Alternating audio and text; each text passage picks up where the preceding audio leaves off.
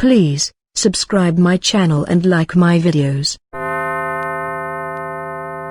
राधिका घर में अकेली थी। रात के लगभग 11:30 बजे थे।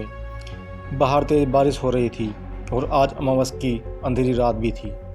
राधिका को भूत प्रेतों से बहुत डर लगता था। राधिका को आज कुछ ज़्यादा ही डर लग रहा था। तभी अचानक उसके घर के मेन डोर की बेल बजती है। 2 बार बेल बजने के बाद राधिका डरी सहमी मेन डोर के होल से बाहर देखती है कि बाहर एक लड़की खड़ी है। वो ये देखकर और सहम गई कि इतनी रात गए मेन डोर पर ये लड़की कैसे आ गई। उसके बाद उस लड़की ने 2 बार बेल और बजाई। राधिका के गेट में चेन लगी थी। उसने चेन तक दरवाजे को खोल के उससे पूछा, तुम कौन हो और क्या चाहिए? तब वो लड़की जवाब देती है, हाय मेरा नाम ज्योति है। मैं एक फंक्शन में जा रही थी। रास्ते में मेरी गाड़ी ख़राब हो गई और मैं भीग भी गई हूँ। क्या मैं एक कॉल तुम्हारे घर से कर सकती हूँ? मेरे फ़ोन की बैटरी ख़त्म हो गई है। तब राधिका जवाब देती है, नहीं, मेरे घर पर आज कोई नहीं है। मेरे पेरेंट्स भी बाहर गए हैं। मैं तुम्हारी कोई मदद नहीं कर सकती।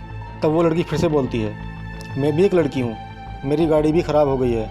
मैं अपने किसी जानने वाले को कॉल करके बुला लूँगी और यहाँ से चली जाऊँगी। जब वो लड़की ज़्यादा इंसिस्ट करती है तब वो उसे अपना मोबाइल कॉल करने के लिए उस थोड़े खुले गेट से दे देती है। ज्योति कोई नंबर डायल करती है लेकिन फ़ोन नहीं लगता।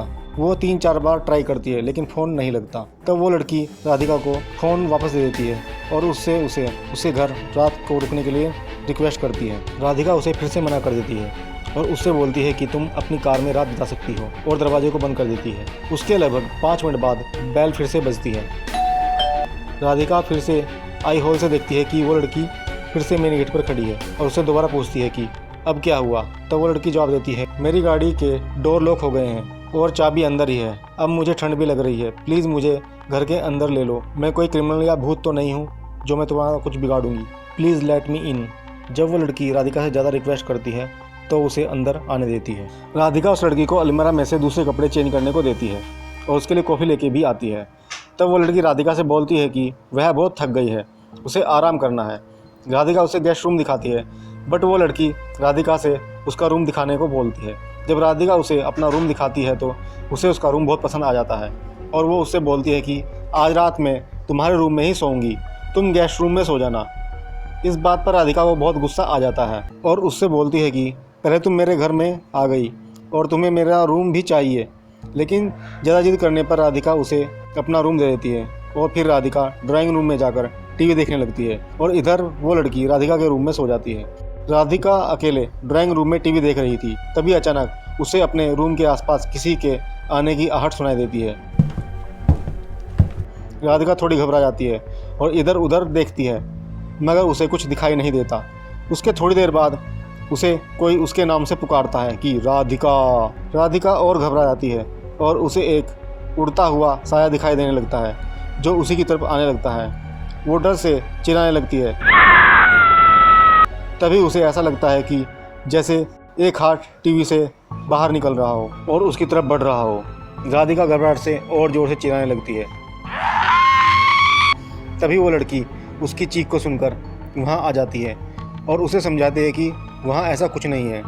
बट राधिका बोलती है कि तुम्हारा आने के बाद से ही ये घटनाएं शुरू हुई हैं। लेकिन वो लड़की उसे फिर समझाती है और बोलती है कि काफ़ी रात हो गई है, इसलिए तुम्हें नींद के कारण ये सब चीज़ें दिखाई दे रही हैं। अब तुम्हें भी सो जाना चाहिए।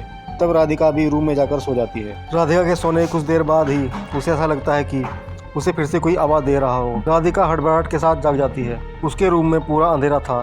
तभी अचानक उसके चेहरे पर एक खून की बूंद गिरती है। वह डर से घबराने लगती है। तभी वो उस रूम के खिड़की के बाहर देखती है कि वो लड़की खिड़की के बाहर हवा में उड़ रही है और उसकी तरफ एक शैतानी हंसी हंस रही है।